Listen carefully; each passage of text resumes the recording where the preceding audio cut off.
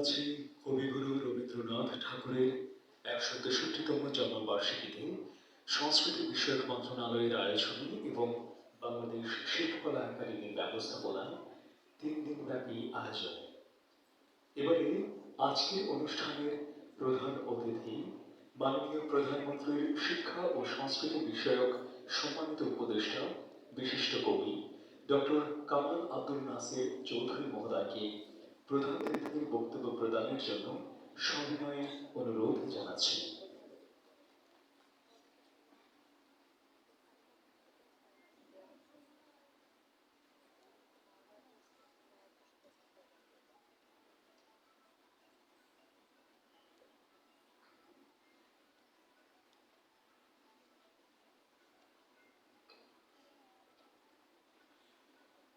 আজকের এই আয়োজনে সম্মাননীয় সভাপতি, আমার প্রিয় বন্ধু, বাংলাদেশের সংস্কৃতি জগতের অন্যতম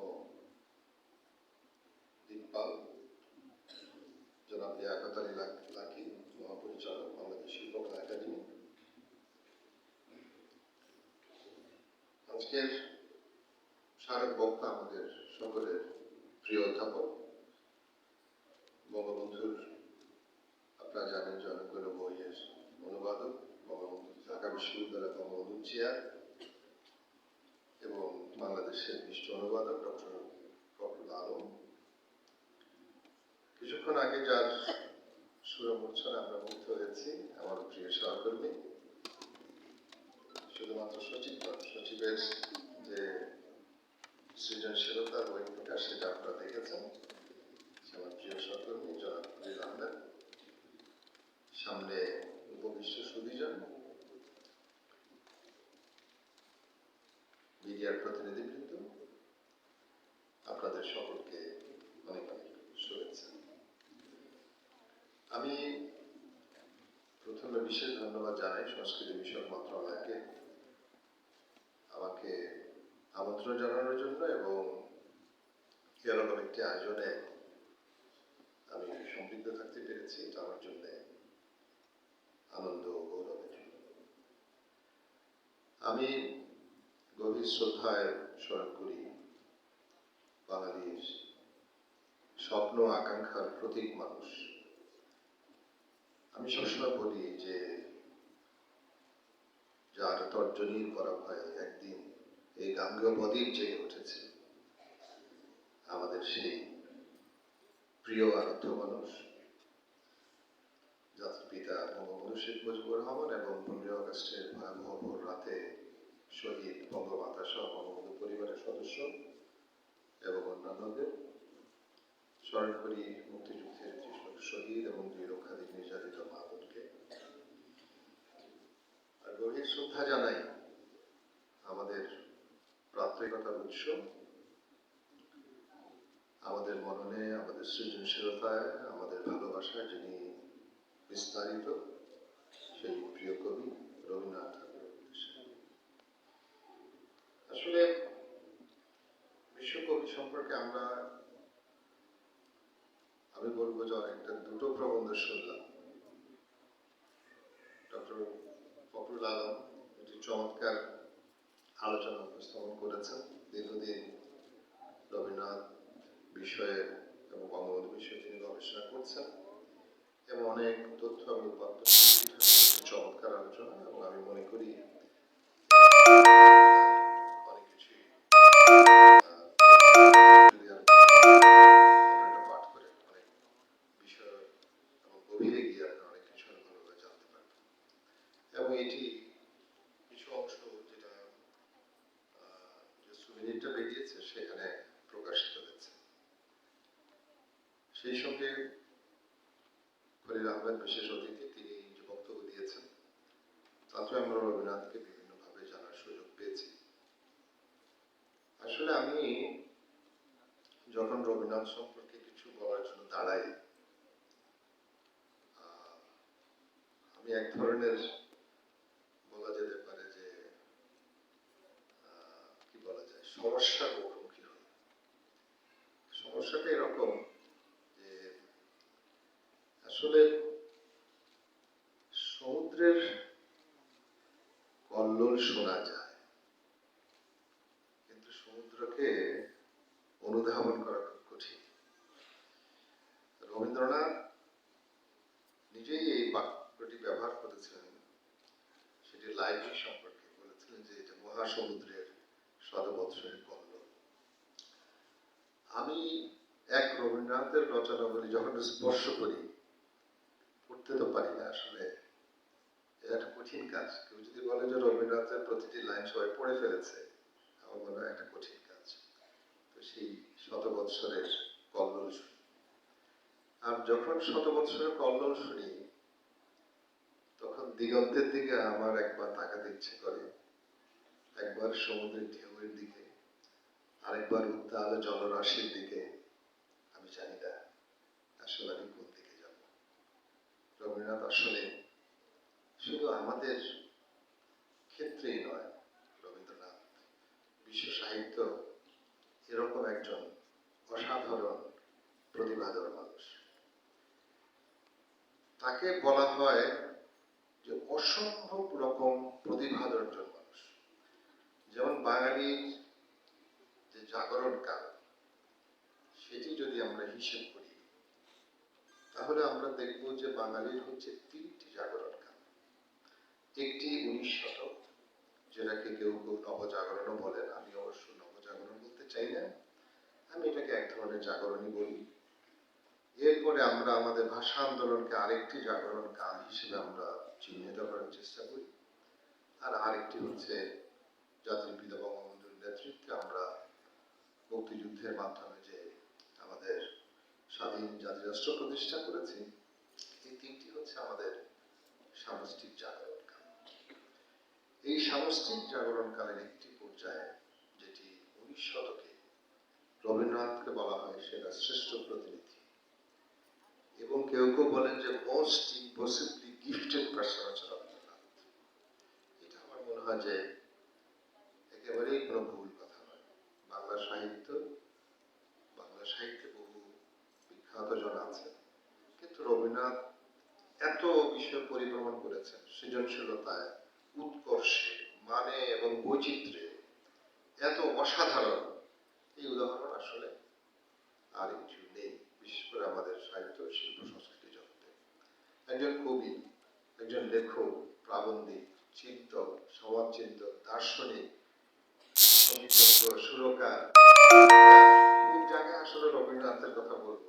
আর শেষে চমৎকার ছবি এঁকে তিনি দেখিয়ে দিয়েছেন যে চিত্রকর হিসেবেও রবীন্দ্রনাথ কত অসাধারণ। এখানে যারা আছে তাদের সঙ্গে একটু শেয়ার না করে পারছি না। আসলে আমি কিছুদিন আগে সাহিত্যে রবীন্দ্রনাথের যে ভূমিকা, সে বিষয়টা সম্পর্কে আরেকটু জানার চেষ্টা করেছিলাম। আমি অবাক বিস্ময়ে দেখলাম যে রবীন্দ্রনাথ শুধু সাহিত্যই রচনা করেননি, প্রতিটা শব্দ, প্রতিটা বাক্য তিনি কেন ব্যবহার করছেন সেটিও কিন্তু রবীন্দ্রনাথ ব্যাখ্যা দিয়েছেন। আমাদের দেশে কিংবা বর্তমান সময়ে অনেক লেখক আছেন, আমাকে ক্ষমা করবেন, নিজের কবিতাও ভালো করে ব্যাখ্যা করতে পারেন, নিজের গানও ভালো করে ব্যাখ্যা করতে পারেন, ছন্দ বোঝা তো দূরেরই থাকে। আর রবীন্দ্রনাথ প্রতি মুহূর্তে তাকে অনেকে জিজ্ঞেস করেছেন, অনেকের সঙ্গে বিতর্ক করেছেন যে কেন এই শব্দটা। যেমন একটা উদাহরণ আমরা দিই, বাংলা কবিতায় তিনটি মূল ছন্দ, এটা কোনো ছন্দের ক্লাস নয়, আগে থেকে একটু বলে রাখি আপনাদের। এই তিনটি মূল ছন্দ স্বরবৃত্ত, অক্ষরবৃত্ত এবং মাত্রাবৃত্ত। এটি ছাড়াও আমরা আরেকটি ধারায় আমরা লিখি, যেটা বিশ্ব সাহিত্য লেখা হয়, সেটাকে আমরা বলি ফ্রি ভার্স, আর আরেকটাকে আমরা বলি প্রোজ পয়েম। মানে ফ্রি ভার্স হচ্ছে মুক্ত ছন্দ, আর প্রোজ পয়েম হচ্ছে গদ্য কবিতা। মাত্রাবৃত্ত ছন্দ বাংলা সাহিত্যে ছিল না। প্রভাত সূর্য এসেছে রুদ্র সাজে, দুঃখের মাঝে তোমারই তুর্য বাজে, অরুণ বন্ধি জ্বালাও চিত্ত মাঝে, মৃত্যুর হোক লয়। আপনি দেখবেন রবীন্দ্রনাথ কিন্তু এখানে হোক লেখা লিখেছে, মৃত্যুর হোক লয়, তোমারই হোক জয়। কারণ হচ্ছে এখানে হোকটা লিখতে হয়, কারণ এখানে মাত্রা ঠিক করতে হবে। আরেকটা লাইনে কিন্তু আবার উনি লিখেছেন মৃত্যুর হোক নয়। এগুলি বোঝার একটা বিষয় আছে যে একই ইয়ের মধ্যে কোনোটাতে হোক লিখছেন আর কোনোটাতে হোক লিখছেন। এটা না বুঝলে আসলে একজনের পক্ষে কবি হওয়ার লেখক হওয়া সম্ভব না। কিন্তু রবীন্দ্রনাথ কি করলেন, মাত্রা সম্পর্কে যখন তিনি আবিষ্কার করলেন, তিনি দেখলেন যে পৌষ শব্দটা আমরা যদি পৌষ এভাবে বলি, তাহলে এটা দুই মাত্রা যদি হয়ে যায়, যেমন আমরা অক্ষরযুক্ত ছন্দে এটা দুই মাত্রা, মাত্রাযুক্ত ছন্দে পৌষকে উনি তিন মাত্রা ওনাকে গণতে হবে। যেমন এই যে হোক তিন মাত্রা করার জন্য হোক হলো দুই মাত্রা, হোক হচ্ছে তিন মাত্রা।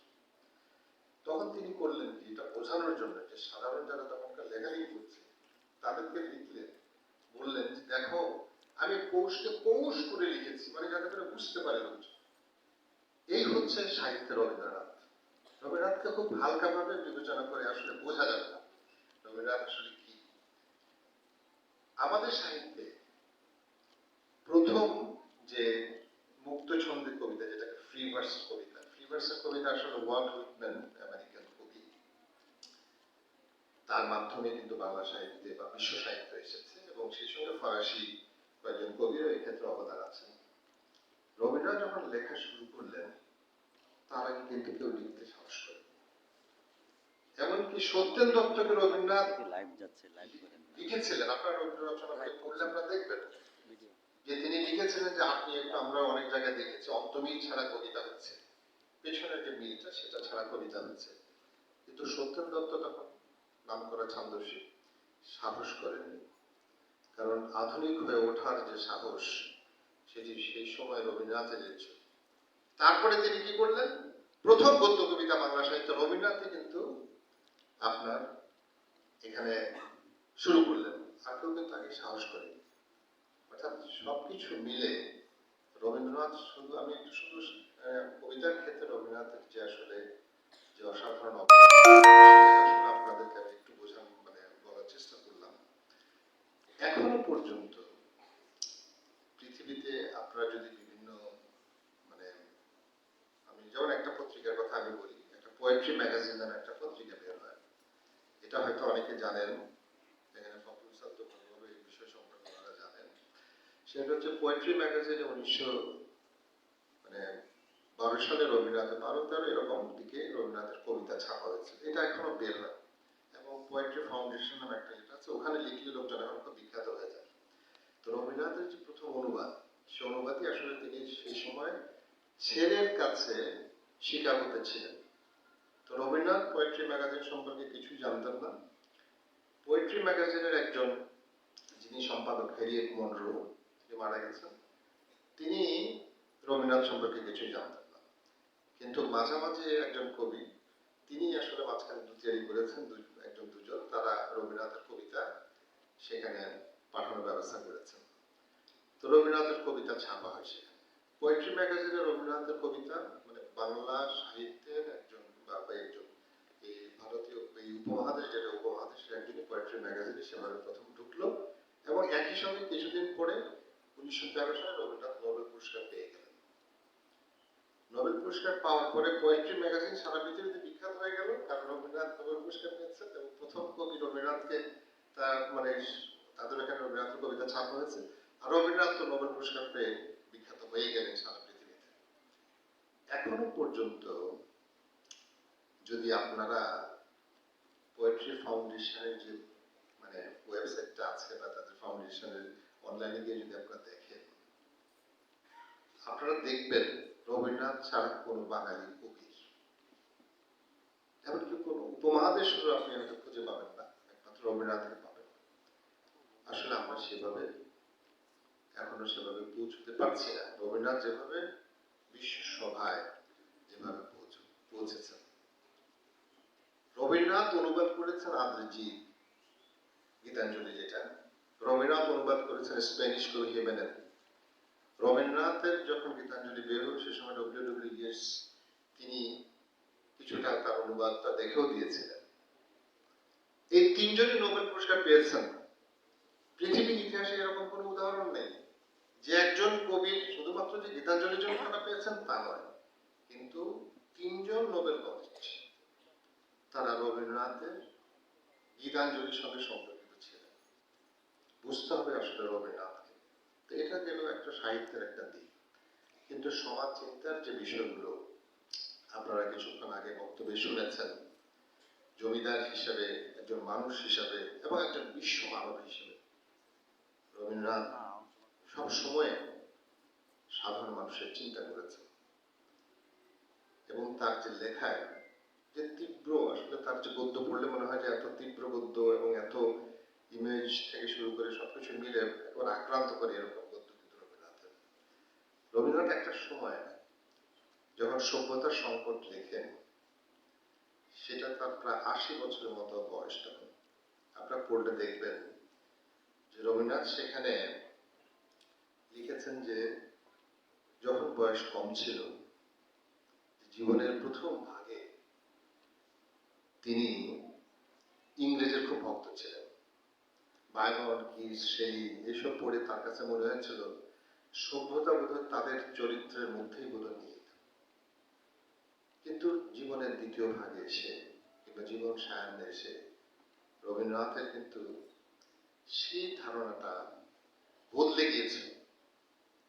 এবং রবীন্দ্রনাথ যে মানে ইংরেজ দ্বারা উপনিবেশিক শক্তি কিভাবে এই অঞ্চলকে শোষণ করছে, কিভাবে সভ্যতাকে অপমান করছে, সেটা দেখে খুবই কষ্ট পেয়েছেন।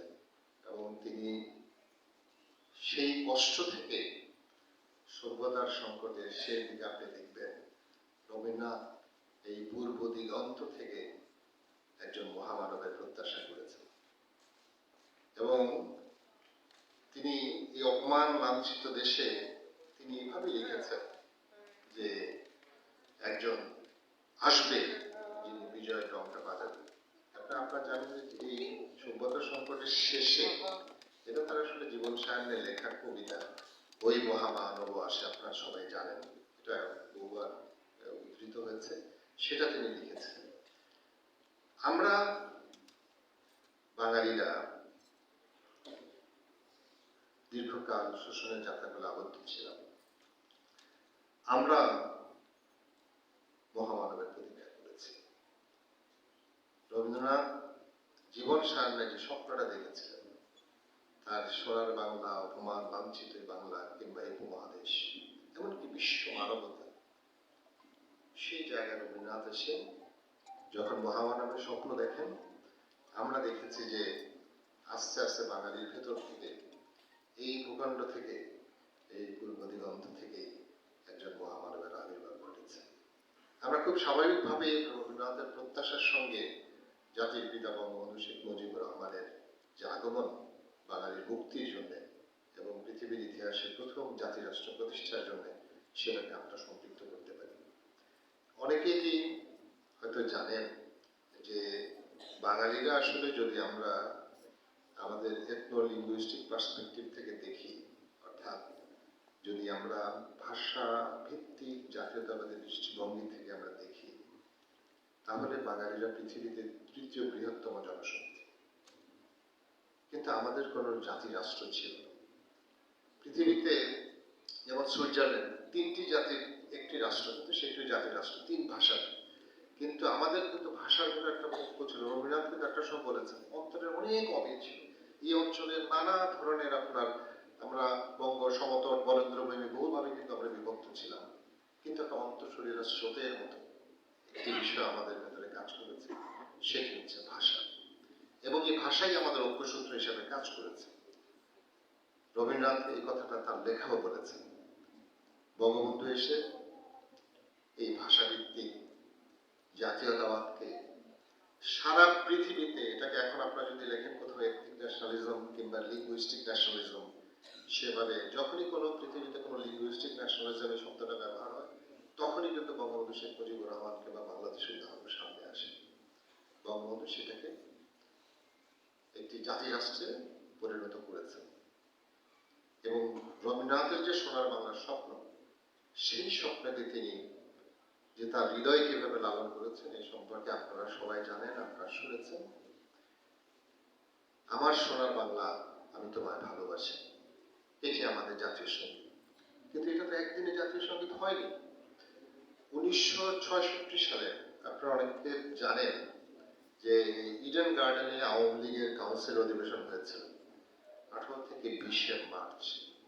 সেই কাউন্সিল অধিবেশনে কিন্তু বঙ্গবন্ধু এই আমার সোনার বাংলা গানটি মানে উদ্বোধনী সঙ্গীত হিসেবে আপনার তিনি ঠিক করেছিলেন এবং সেটা গাওয়া হয়েছিল।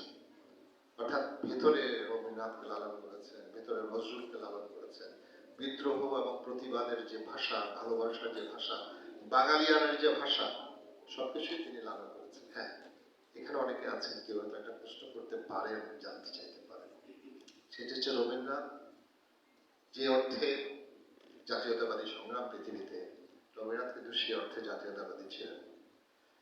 রবীন্দ্রনাথ চিরকালই বিশ্ব মানবতার দৃষ্টিভঙ্গি কিন্তু লালন করেছেন। আপনার রবীন্দ্রনাথের লেখা পড়লে আপনারা দেখবেন সংকীর্ণ কোনো জাতীয়তাবাদে রবীন্দ্রনাথ বিশ্বাস করতেন না। কারণ রবীন্দ্রনাথ হিটলারের জাতীয়তাবাদ দেখেছেন, রবীন্দ্রনাথ ফ্র্যাঙ্কোর জাতীয়তাবাদ দেখেছেন, স্বাভাবিকভাবে রবীন্দ্রনাথ এটাকে ভিন্নভাবে চিন্তা করতেন। তাহলে রবীন্দ্রনাথের যে জাতীয়তাবাদী চিন্তা, সেই জাতীয়তাবাদী চিন্তার সঙ্গে বঙ্গবন্ধুর জাতীয়তাবাদী চিন্তার সম্পর্কটা কোথায়? আপনারা সবাই জানেন যে খন্দকার মোহাম্মদ ইলিয়াস বঙ্গবন্ধুকে নিয়ে মুজিববাদ নামে একটা গ্রন্থ রচনা করেছেন। এটা বাংলা একাডেমি থেকে প্রকাশিত হয়েছিল এবং এটা এখন পাওয়া যায় বাজারে, মাঝখানে বেশ কিছুদিন পাওয়া যায়নি বইটি। একেবারে শুরুতে আপনার দেখবেন একটা সাক্ষাৎকার আছে। সেই সাক্ষাৎকারে খন্দকার মোহাম্মদ ইলিয়াস বঙ্গবন্ধুকে জিজ্ঞেস করেছিলেন যে পৃথিবীতে তো সকল জাতীয়তাবাদ ইতিবাচক জাতীয়তাবাদে রূপান্তরিত হয় না। যেমন ইসরায়েলি জাতীয়তাবাদ, এই যে আজকে আপনারা দেখছেন তারা কিভাবে গাজা হত্যাযজ্ঞ পরিচালনা করছে। যেমন হিটলারের জাতীয়তাবাদ কিংবা ফ্র্যাঙ্কোর জাতীয়তাবাদ।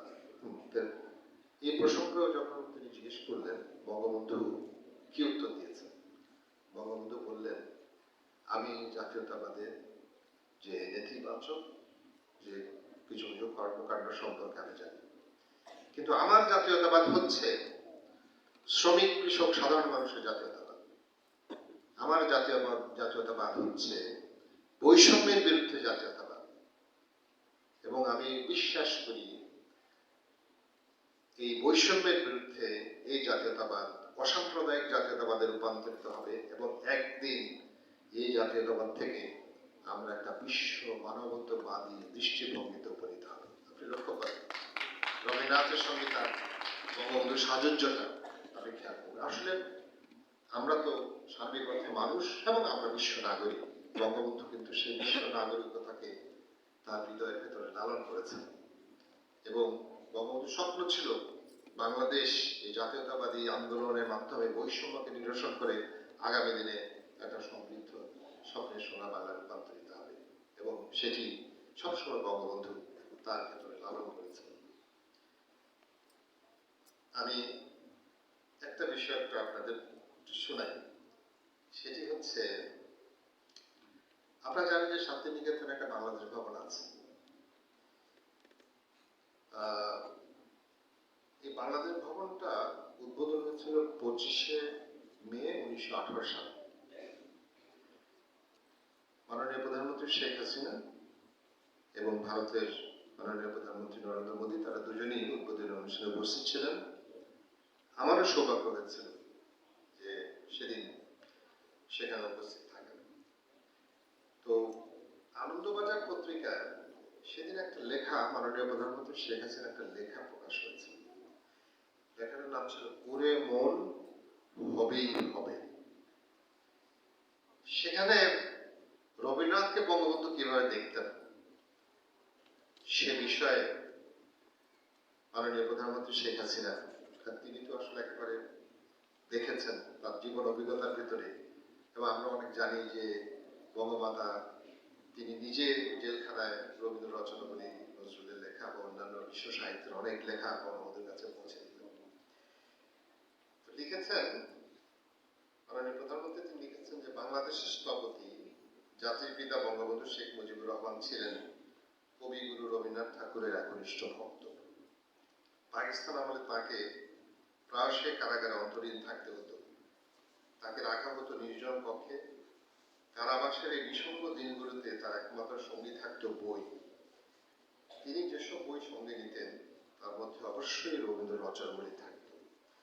বঙ্গবন্ধু শেখ মুজিব রবীন্দ্রনাথের দ্বারা এতটাই প্রভাবিত হয়েছিলেন যে আমার সোনার বাংলা গানটি তিনি, আপনাদের আরেকটা ঘটনা বলি যে 10ই জানুয়ারি বঙ্গবন্ধু যখন ফিরে আসছেন, আপনারা জানেন যে তিনি ফিরে আসেন যুক্তরাজ্য থেকে।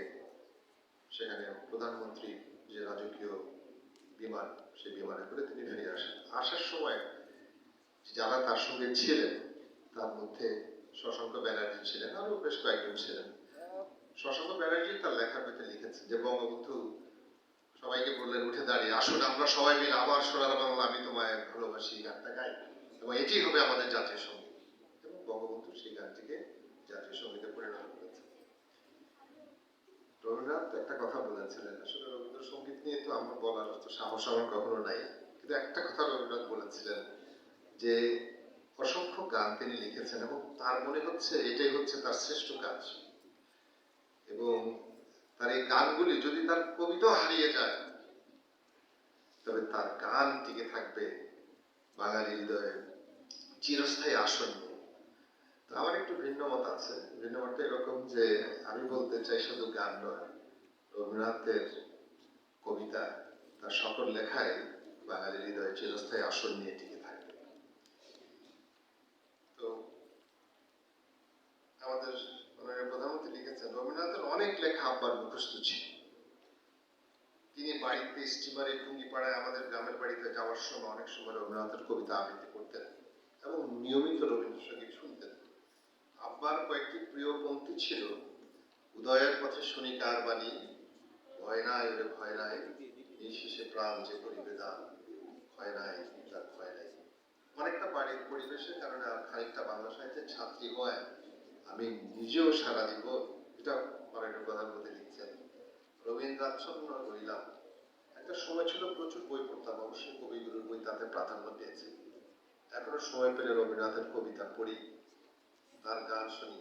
রবীন্দ্র সাহিত্য সকল দুঃখ বিভিন্ন ক্লেশ দূর করে হৃদয়ে এক অনাবিল প্রশান্তি এনে দেয়, এটা মাননীয় প্রধানমন্ত্রী বলছেন। তার উদ্ধৃতি শেষ। এই হচ্ছে আসলে বাঙালি হৃদয় রবীন্দ্রনাথ, এবং রবীন্দ্রনাথের সঙ্গে আমাদের জাতির পিতা বঙ্গবন্ধু শেখ মুজিবুর রহমানের স্বপ্ন। রবীন্দ্রনাথ সোনার বাংলার স্বপ্ন দেখেছিলেন। বঙ্গবন্ধু তার সংক্ষিপ্ত যে রাষ্ট্র পরিচালনা কাল, আপনারা জানেন যে ফিনিক্স পাখির মতো তিনি কিন্তু একটা ধ্বংসস্তূপ থেকে একটা বাংলাদেশকে তিনি নির্মাণ করার কাজ শুরু করেছিলেন, কিন্তু শেষ করতে পারেননি। সোনার বাংলার আরব্ধ কাজ কিন্তু আমাদের আছে।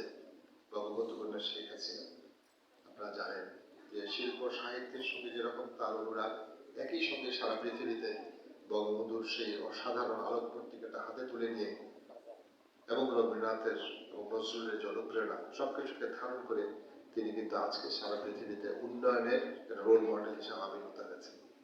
আমাদের সকলের সমন্বিত চেষ্টা থাকা প্রয়োজন যে মাননীয় প্রধানমন্ত্রী যে উদ্যোগ, তার মাধ্যমে আমরা সত্যিকার অর্থে যাতে বঙ্গবন্ধু স্বপ্নের সোনা বাংলা গঠন করতে পারি।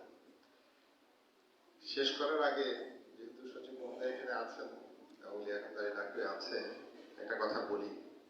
শান্তিনিকেতনে বাংলাদেশ ভবন প্রতিষ্ঠিত হয়েছে, এটি একটা সেতু বন্ধের মতো।